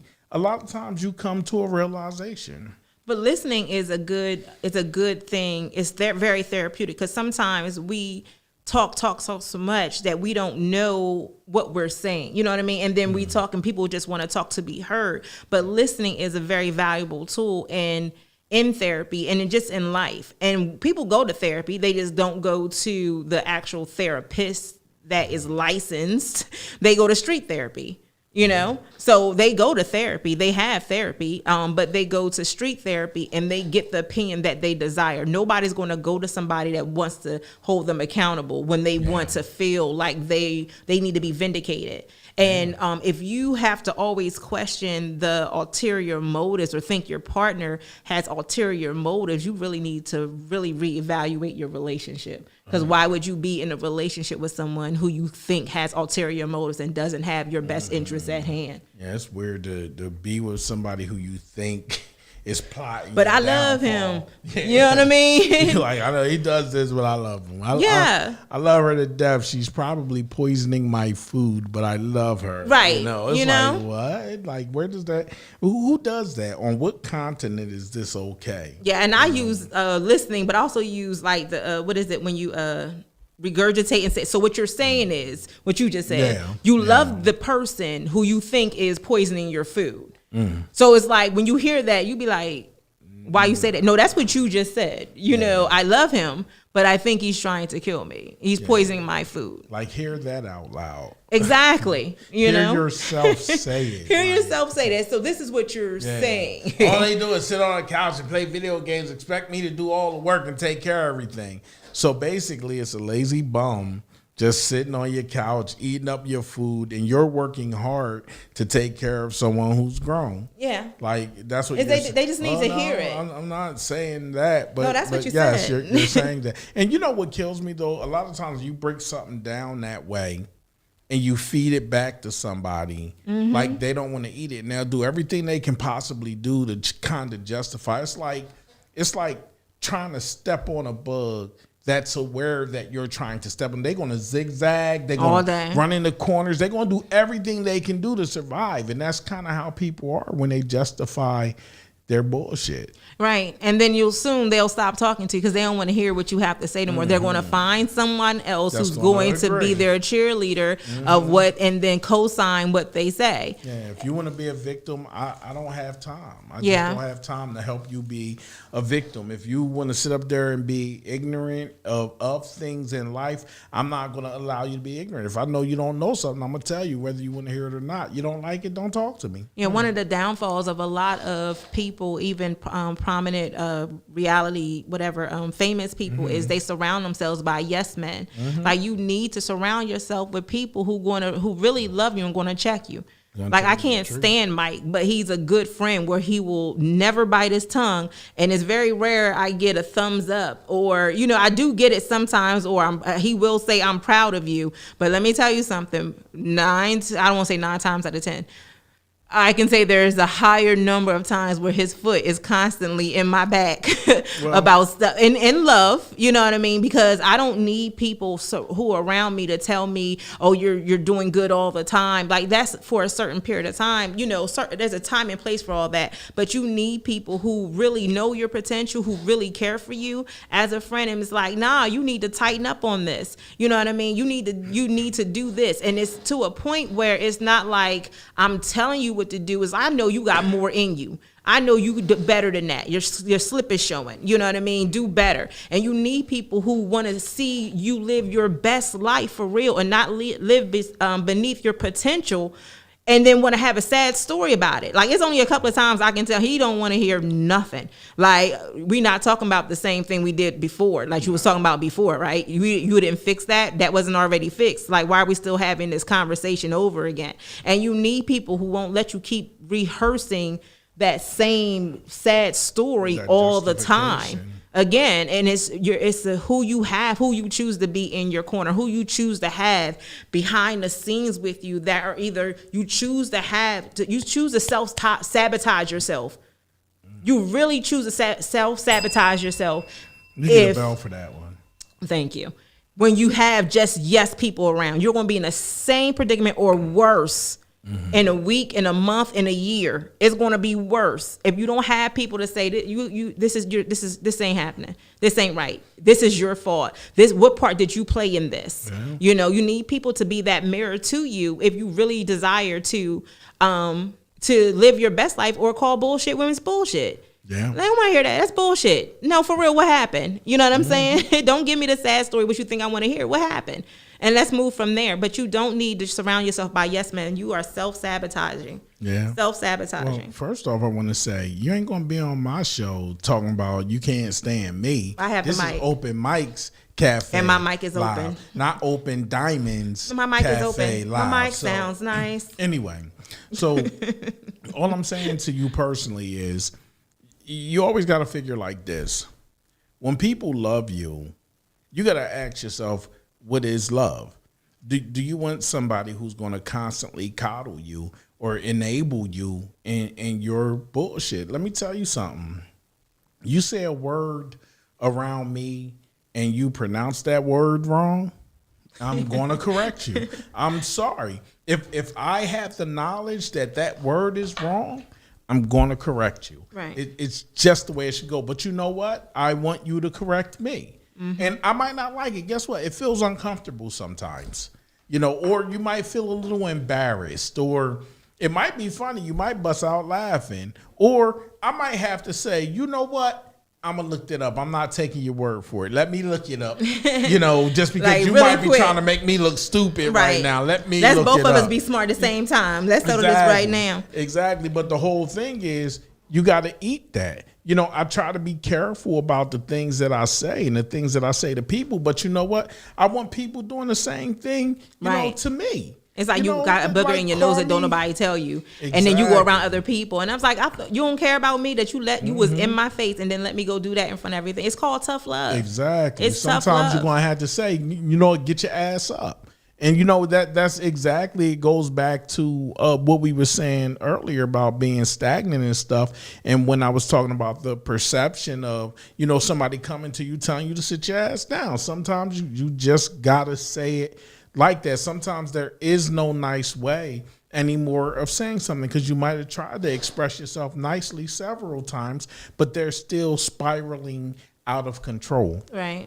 You know what I mean? You can't let people just, I don't know, like for me Self-destruct, personally, yeah. you cannot be around me just saying fuck it. You can't be around me crying too fucking long, because guess what? I'm not around you fucking crying. I'm sorry. Guess what? No matter what, I have fibromyalgia. I should be crying. I have DJD. I have so many freaking cervical radiculopathy. I got major reasons to fucking cry, but every day I'm getting up, I'm doing what I gotta do. And to me, I know all of us feel like our problems is the end of the world in the moment, but there's other people who are spiraling out of control way worse than you, that's in spaces and positions where they sleeping under a bridge tonight or sleeping in their car with their whole family. They might have a little baby. You know what I mean? There are people who are in situations where they don't know where their next meal is coming from. You know what I mean? It's people who live in countries that's ravaged by disease and shit like that. Like Earth. Man, it's people that's running around and they're victims of guerrilla warfare. Yeah. Shit, when I was in Afghanistan, shit, they'll come in your house. The husband, you gonna do this and you gonna blow yourself up, or we cutting your family heads off and shit. Like, man, that's some shit. That's shit. That's real shit. You know what I mean? So yeah, we all going through something, but it's your choice on whether you're going to reside in that or not. Yeah. It's your choice whether you're going to wallow in that or not. And it's my choice on whether I'm going to be around you while you're doing it, Yeah. Christina said, my youngest brother is like that. He'll definitely tell you like it is. Oh, that's your fault. You should have knew. You should have knew better. It's hurt at first, but then you understand. Right. Yeah, best way That's to tough do it. love. I tell my nephews all the time, and I have this mantra, like, even though you may experience you can experience your emotions, you can, drop a tear, but at the end of the day, what's your plan? If you talk about the problem more than you talk about the plan, then that's the issue for it's me. a problem, Do not keep coming to me with the problem. I can help you, if you have a plan or a goal and you are actually putting action to it. I tell my my nephew all the time, I can't be the wind in your back if I'm always pulling you. Did you say the wind in your butt? Wind in your back, BACK. I did not say the other word. Listen back, y'all. Listen back. Listen back, because I Mike caught can't that. hear. No, he didn't. Yeah, you He said also butt deaf. back. He said some other stuff he had, but he also half deaf. So, but I can't be the wind in your back if I'm always pulling you. Like, you have to do the work. Like, yes, we all experience things, and it's different. You were talking about Afghanistan and stuff. Yeah. That stuff is not real to people because it's like they separate. They don't live haven't it. haven't experienced it firsthand. You know what I mean? But I always tell people, this is just a moment. You've been through other BS in life. Yeah. This is just a moment, and how you attack this moment, how you let this moment attack you will mess up your next moment. So I will experience my emotions, and I'll cry a minute, and the next thing you know, I'm on beast mode. Because I have to have a plan, because that's not where I want to live at. I don't want to live in that crying moment, in that defeated moment. So you will experience life. You will have bad experiences in life. You will experience your emotions, but don't live there. Don't reside there. Don't make a tent, build a house, build a mansion, want to have a pity party there. Like, there's another moment after this, and you've come out of so much of the stuff before. It's a moment. What's your plan? Don't come to me with your problem. What's your plan? I hear your problem. What's your plan? If you start putting pieces together, I can help fill some stuff in, but I'm not making the whole plan up for you. And then you ain't going to do nothing. There's no buy-in. I'm not sitting up here freaking. There's no buy-in.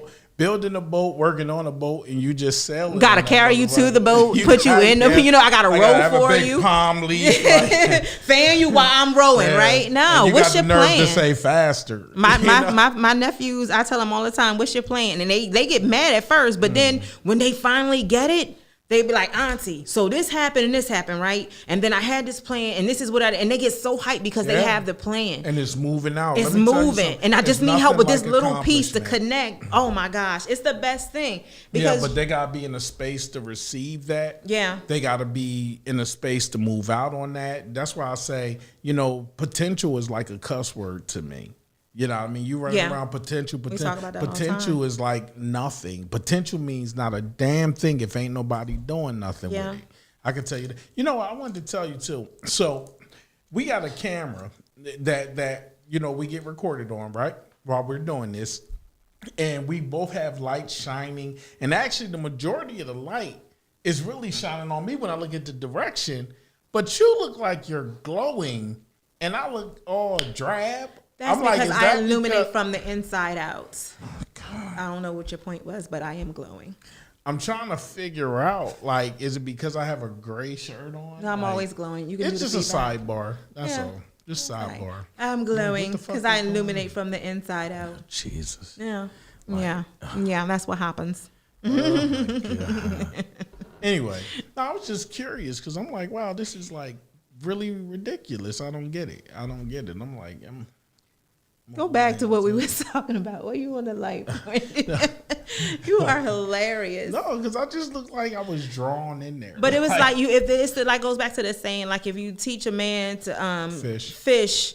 What is it? If you feed, what is it? If you feed him fish. What is it? I forgot what it was. You know what? I'm gonna need you to stop bringing up stuff. No, because it was like, but if you teach it, if you feed a man a fish, he'll eat for a day. Right. But if you teach a man a fish, he'll eat for a lifetime. So if you're always solving somebody's problem, then they'll never have the tools. They'll always rely on you. They'll always come to you. And that's what we don't want our children to do. Like, we show them, we teach them, but there's times, one of my favorite movies, a portion of my favorite movies was the movie Ray. When he was going blind, and his mom at an early age, like, listen, you're going to be blind and you can't be nobody's cripple. And he actually came in the house and he fell, and she could have just went over and helped him and everything, but she stood there and he had to rely on his senses and find his mom, because it made him a stronger person as a young person, but also a stronger man as he got older. Like, we have to not be enablers. You can help people, but what's your plan? What are you already doing? Well, even when you help them, you can, like, for instance, you can help somebody strategize. Let me tell you something. I help somebody strategize all day long. I'll tell you what you should do, how you should do it, but you got to do that work. Yeah. You got to work. I'm not working for you. You got to bust your ass. And depending on how you bust your ass lets me know how much more help I can give you. Yeah. If I'm going to be there to be a resource, because I know some people will call you and talk your head off every day about what it is that they want to do. You're not going to talk my head off about what you want to do. If you ain't in motion, Right. fuck out of here, man. Yeah. Fuck Because outta you here. in motion. Like one of my things is one of my mantras for life after a couple of years, and I got this from being on a panel of political people, and they were talking about running for office and stuff like that. Like you want your running mate to be running in the same direction.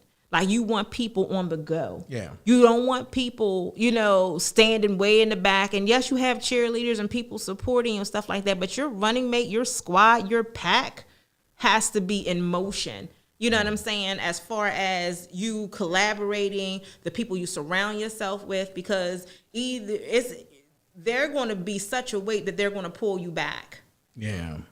Like you're going to get tired of, because you have a heart and you don't want nobody left behind. But some people don't have no problem sitting on their behind, letting you drag them like you on a dog sled. All day. You got to cut that. And like either you going to get up and run, or I holler at you. Yeah. You know what I'm saying? No love lost, love you.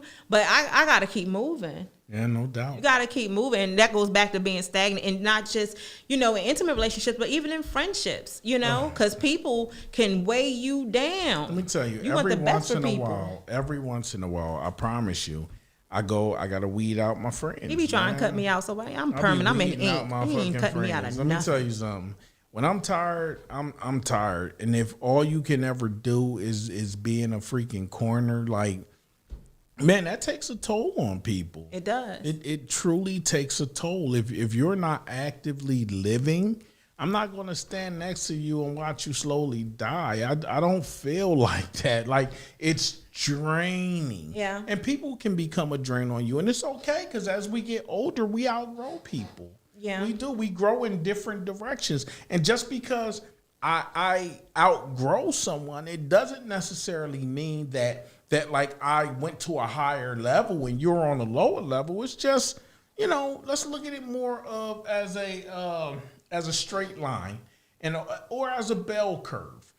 So I may have been over here and then I may have gotten up here. And then I may be over here now, and you're over there. It's not higher or lower. It's not forward or backwards. We're just on two different ends of a spectrum. Yeah. And once it starts getting like that, you have to be able to let go. And maybe down the road, you can come back together and enjoy that friendship once again, but it'll be different. Yeah. And different in a better way, Like if you still hanging out with that homie of yours that like to fight, and so when they go out, they want to get into an argument with somebody, you still hanging with that? Like, I mean, come on, man. Sometimes you got to be like, yo, I got to get away from this. Yeah. I don't care how much somebody been there for you, how much you been there for them. Like, sometimes it's just not healthy for your growth. Sometimes that will keep you in place. That'll stop you from growing. That'll keep you stagnant. All in the name of friendship? I don't think so. Yeah. Like I was just having this conversation. It's like going to a class reunion or something. And remember when? Like, we still talking about 25 years ago. Y'all ain't got no other conversation. We can't talk about nothing else. Like, I can't. Well, you can reminisce. Yeah, reminiscing. But every time you get together, ever. it's the same conversations. What I'm saying, that just becomes. I'm not gonna keep meeting up with you to have the same conversation. Feels like, what was that? Was it Groundhog Day? Yeah. When the same thing happened over and over again. It's like, I can't do this anymore. If we can't have an evolving conversation, and it's just not gonna work. Let's just say we did and didn't. Let's talk about where we at now, what we doing now, what we doing for growth, what Yeah. the future looks like. Yo, what do you plan on doing? Like, where do you plan on retiring at? Like, right now, let me tell you something. I'm gonna be 50 soon. If I'm going to be 50 soon, like my conversation literally needs to revolve around the fact of, what are you going to do when you retire? Where are you going to? What do you need in your life? And so these are things that I'm thinking about, and I was thinking about them in my 30s, just not that deep. I didn't think about it at all in my 20s or my teens, of course, but now I'm in my 40s, and the honest to God truth is, 50 is on the horizon. So it's like, You know, I know the retirement age for people is like 60 something. What is it? 60, 63? 65. 65? Something like that. Yeah, it went up a little bit because it used to be like 62. Right? So at this stage in the game, I'm saying to myself, okay, I want to retire at 50. Right. That's what I want to do. When I turn 50, I want to be able to go where I want to go, do what I want to do. So I need to cut and curb my bad habits. You know what I mean? And I need to freaking personify. I need to magnify my good habits. You know what I mean? Things that's going to put me in a direction I need to be in. I need to plan out what I need to do, to get there. I need to take friends out of my life that's going to be like, yo, I need like 500, you know, and then take 12 years to pay you back. Right. You know what I mean? It's like you got to get yourself mentally prepared, financially prepared, physically prepared. You got to do a lot. You know? Definitely. Some people, Christina says, some people don't want to see you grow. Your friends can be your silent haters. That goes without saying. Yeah. That definitely goes without saying. It's awfully warm in here, but I normally I was wear looking t-shirts. at the 8. No, I was looking. Yeah. It's been a little hot. Yeah. Okay, I'm just glad it wasn't me. I started to boil panic. us in here. I'm in this joint like, I've been said that, but you know, Corona. I don't know. don't start because you know Corona. it actually doesn't breathe. It actually dies in heat. So yeah, says the nurse. Stop trying to act like we ain't in these COVID. Says streets. the nurse. I'm just saying. So no, but you definitely have to, just be in have people who have your conversation. Yeah. Who know your language, and doubt. you got to be surrounded by that, and then always put yourself in relationships where you're always growing. You may be the person who teaches people, but you need to definitely put yourself in circles that are teaching you and pulling you up. So what I want you to do, one more again, Diamond left her link in the comment section. Radical Diamond, IG and Twitter, if you're on Twitter. Sherelle Diamond Hogan's on Facebook. If you're on Facebook. And right about now, we are at that time where I would like to get your final thoughts, honestly, on the topic of the evening, being stagnant. And if, what if you want to go and the person wants to stay? And I mean, what does that even look like? Just being stagnant in a relationship in general. Like, what's your thoughts on that? So I go back again to what you desire, and then who the people that you choose to be in relationship with you. What vision or what agreement, in a sense, did you guys come up with together? And are you still on that path, or have things changed? And being honest with yourself, and also, being able to articulate your wants and needs, or be able to articulate your issues with that person that you're in a relationship with. So we've said a lot. You have to go back and get those tools and stuff. So I'm not going to repeat all of that, but you really got to be honest with yourself and be honest with the person that you're in a relationship with. But definitely keep communication open. Definitely keep doing check stops, check-ins, spend intimate time with each other, and be able to embrace the person that you chose.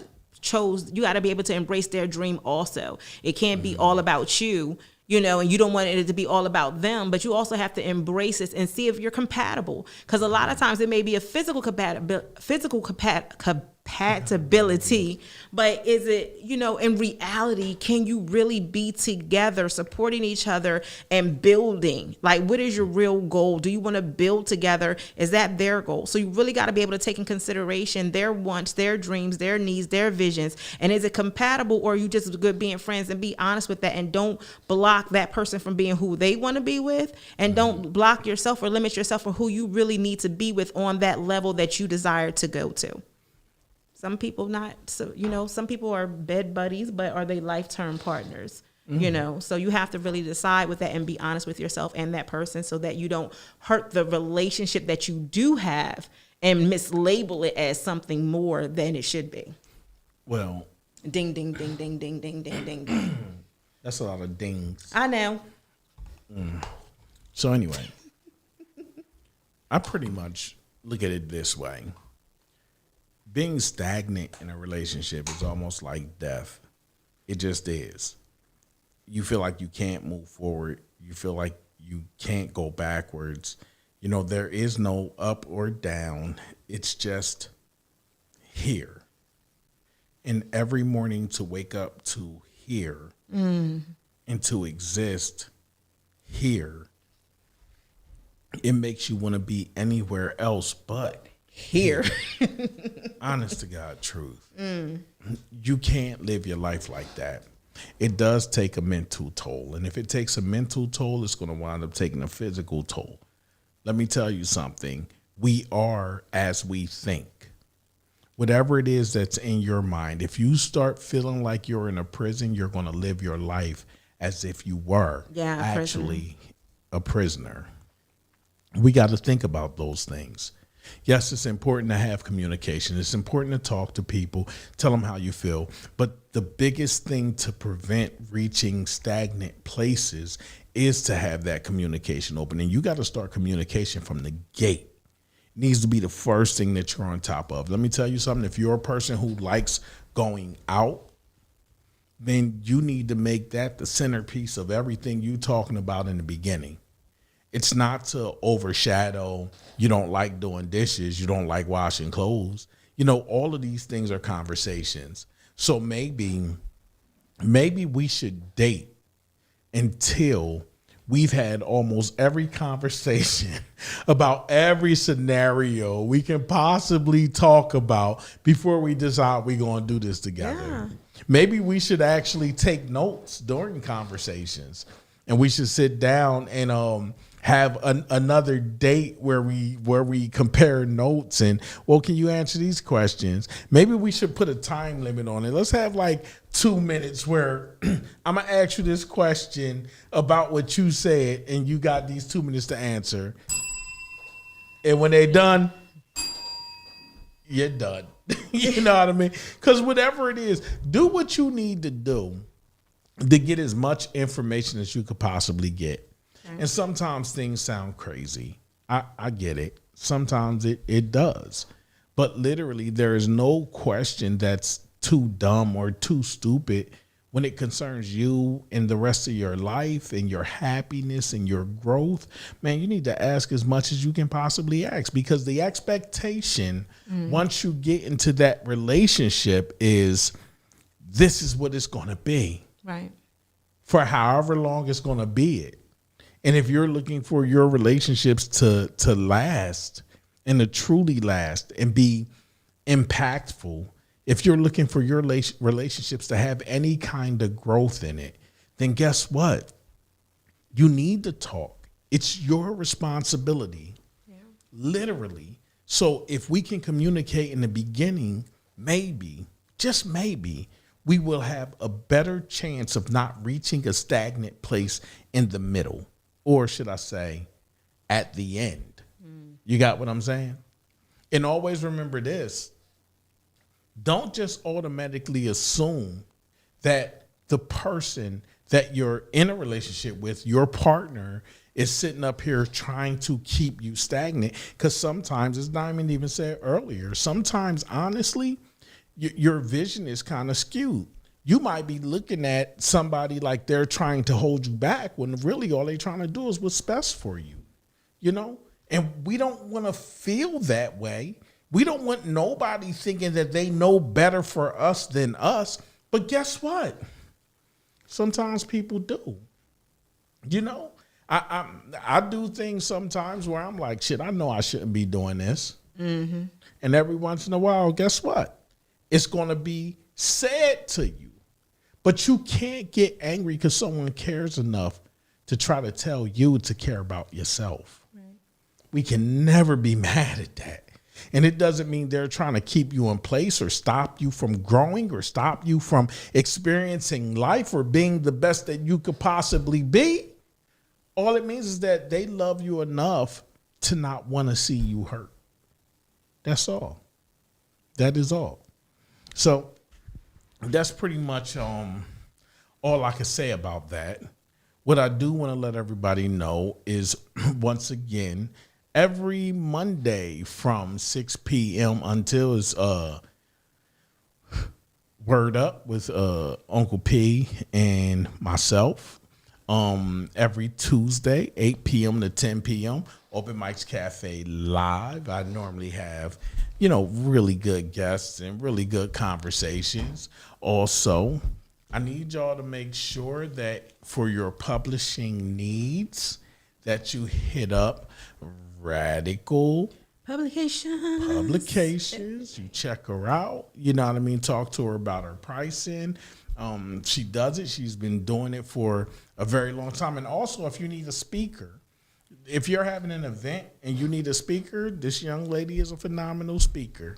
I wouldn't tell her that typically if she was sitting here because then she'll be running around talking about, well, you already said I was a phenomenal speaker. I already saw and then it I'm in my going to have bio. to find the biggest snowball I could possibly find and drop it on her. Whatever. Whatever. But what I'm saying is that, you know what I mean? When we live our lives, we go through as much as we go through, you know what I mean? And some of us, the way we articulate our problems, our pains, our failures, our greatness, our successes, you know what I mean? We do it in a way that can inspire others because within all of those stories, there's a reflection being cast. And a lot of times that reflection wound up being your own. You got what I'm saying? So even if you're trying to grow and if you're trying to do something, sometimes you have to take people under your wing and kind of show them the way. And it's good to be next to people that are doing the things that you want to do yourself. You know what I mean? Let me tell you something. When I had my cafe, the biggest thing I always did was let people in and tell them not only how I did it, but tell them the reasons why I did the stuff I wanted to do. And let me tell you, the influence of that cafe can be seen in this city. Even though the cafe is not there no more, the influence of it can be seen. And I'm going to say it expands the boundaries of Chester because I've seen its influence in other places and other buildings that I've been in. Be it my color scheme, be it the vibe, be it the feel. People try to replicate it, but it just shows me that I did something great. And when you do something great, guess what? People want to be next to it. People want to accomplish great things too. So why not? You know what I mean? Information should always be shared. Information should always be shared. And people, you personally will never have competition in this whole entire world. And do you know why you won't have competition? Because nobody can be you. Nobody can do it like you do. You got what I'm saying? At all. Yeah. So you just keep on pushing. You keep on shining. You keep being the individual you are in life. And that's just a personal message from my mouth, to your ears. Anything else you want to say? I get a chance to talk. Only a minute. You got 60 seconds. And I got a bell. Anyway, it's 2 minutes. It's 2 minutes. Oh, you got the bell? No, Go. I'm just, what? I said go. You're like, no. He is such a director. That is just killed the whole Time's vibe. up. No, it's not. You got 1 minute. No, it's not. No, it's not. But yeah, just be your best you. And sometimes you gotta grow by yourself for a while. Stop trying to grow with everybody else. Be your best you and evolve into the person you need to be. And you'll grow into the circle that you need to be in. And maybe you'll find your mate there. You may not always grow with somebody. You may have to have time alone and do some self-work and get rid of all the stuff that's inside of you that doesn't need to be where you're going. We look at bad relationships and we put the it's not yet, but we no, because this is the last one. But we was talking about this, like we look at old stuff and what our old mates that we picked did to us. Now we reflect that on somebody that's trying to be there for us. So don't put that bad stuff on somebody that's trying to be there for you. That's all I'm saying. That I don't hear wasn't no a bell. you right bell. That was a stop bell. I don't See? care. So I'm anywho, here. I want to thank y'all for coming out and joining us this evening. I'm going to ask y'all to share this. I want to ask you to go to cmpradio.net and like the page and follow us. And every time someone is doing a show, I don't care who it is, you will get a notification that show is coming on tune in, share. We need to grow. Each one teach one. We need to grow together. You know what I mean? Because this ain't just my station. It's your station. And we're here for you. So always find a reason to smile. Always find a reason to laugh. It's too much bullshit going on in this world not to. That's it. Y'all are funny. Hear that?